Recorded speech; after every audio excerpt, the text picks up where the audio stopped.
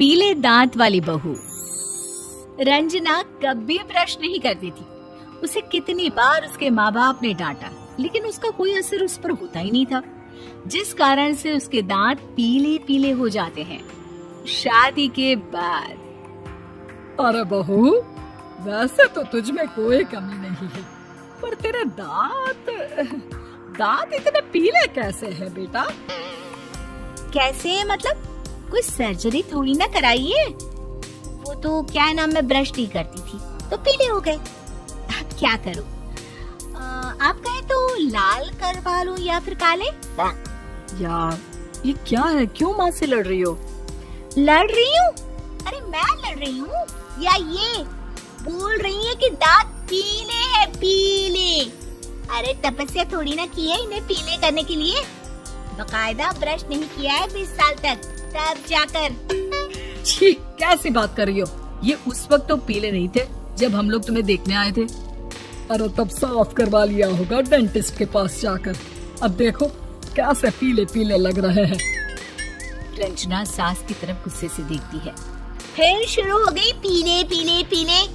अरे पीले तो तब भी थे जब मेरे हाथ का रसगुल्ला उड़ा उड़ा कर खा रही थी और बोल रही थी, लड़की नहीं गुणों का खजाना दे रहे भाई साहब आप।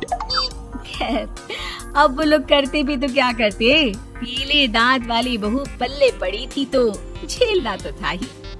एक दिन कीर्तन में रंजना गाना गा रही थी। अरे कमला बहन, माँ का द्वार है, यहाँ तो सब शुद्ध होकर आते हैं, फिर अपनी बहू को ब्रश भी नहीं करवाती तुम। दूर से पीले पीले दांत भक्ति में बाधा उत्पन्न कर रहा है। अरे कोई 2 साल के बच्चे थोड़ी ना लेकर आई हूँ मैं बहू बनाकर। अच्छी खासी लड़की है, अरे कैसे करवाऊं ब्रश? ये तो उसे खुद करना चाहिए ना।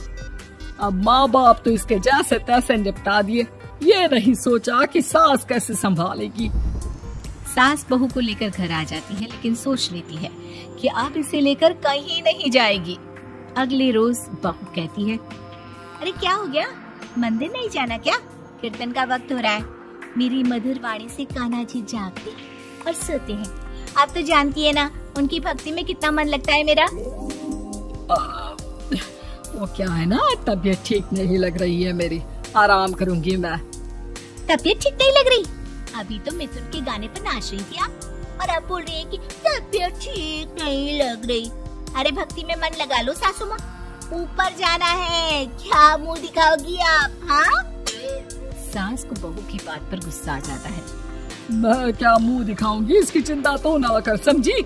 अपने मुंह की चिंता कर, जो ये पीले पीले दांत लेकर हर जगह पहुंच जाती है। पता है लोग कितना मजाक बनाते हैं। ना जी ना, मैं नहीं जाना कहीं तेरे साथ। तो ये बात है, कोई ना, मत जाओ, मैं अपने कमरे में ही बैठकर भक्ति कर लूंगी।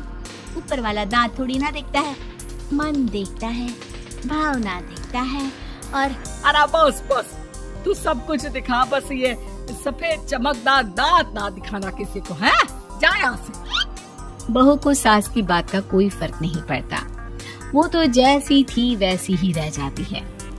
सुबह नहाकर किचन में खाना बनाना, फिर खाना खाना, कीर्तन भजन करना और सो जाना। एक दिन, माँ जी मैं सहेली के घर जा रही हूँ, शाम को लेट आऊंगी। हाँ, तो जाना, मैंने कौन सा तेरी आरती करनी है घर पर बैठकर। रंजना सहेली के घर जाती है, जहाँ वो पार्टी में जाने की तैयारी कर रही होती है। अरे शिखा, कहाँ जाने की तैयारी कर रही है? मैं गलत वक्त पर आ गई क्या? अरे नहीं यार, उल्टा सही वक्त पर आई है। मैंने ये साड़ी और ज्वेलरी निकाली है यार, शाम को इनके ऑफिस की एक पार्टी में जाना है। बताना कैसा लग रहा है ये सब? नहीं यार, इस ड्रेस के साथ तो वो वाली ज्वेलरी अच्छी लगेगी। हाँ, सही बोल रही है, मैंने ध्यान ही नहीं दिया। वैसे तो हमेशा से मस्त फैशन सेंस रखती है। तो बड़ा जाती होगी ना पति के साथ पार्टी में। रंजना कुछ नहीं बोलती, बस सोचती है कि यार काश ये बात सही हो जाती, पर मैं क्यों नहीं जाती पार्टी में? क्या इन लोगों की कोई पार्टी होती नहीं होगी? रंजना घर आती है और रात में पति से सवाल करती है, एक बात बताइए, आप मुझे किसी पार्टी में क्यों नहीं ले जाते? क्या आपके यहाँ ऑफिस में पार्टी नहीं होती? पति बेचारा क्या कहता कि दांत पीले हैं तुम्हारे इसलिए।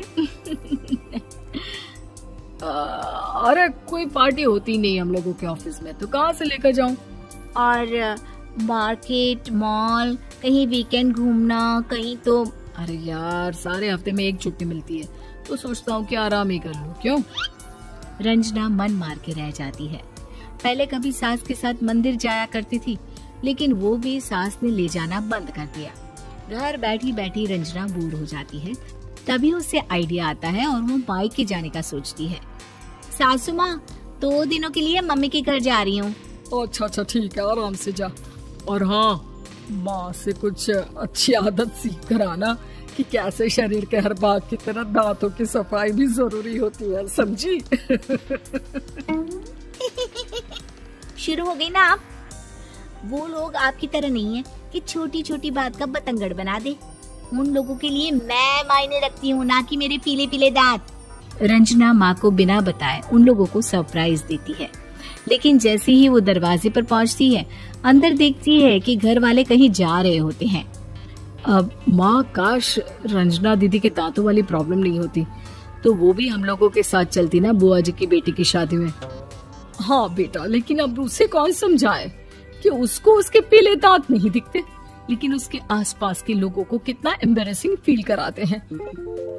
मुझे तो कितनी बार उसके स्कूल की टीचर ने शिकायत की कि उसके साथ कोई लड़की बैठना भी नहीं चाहती, और ना ही कॉलेज में कोई उससे बात करना चाहता था। लेकिन पता नहीं क्यों उसे ये बात समझ में ही नहीं आती। कोई कमी नहीं है उस लड़की में, बस यही कि दांत पीले हैं।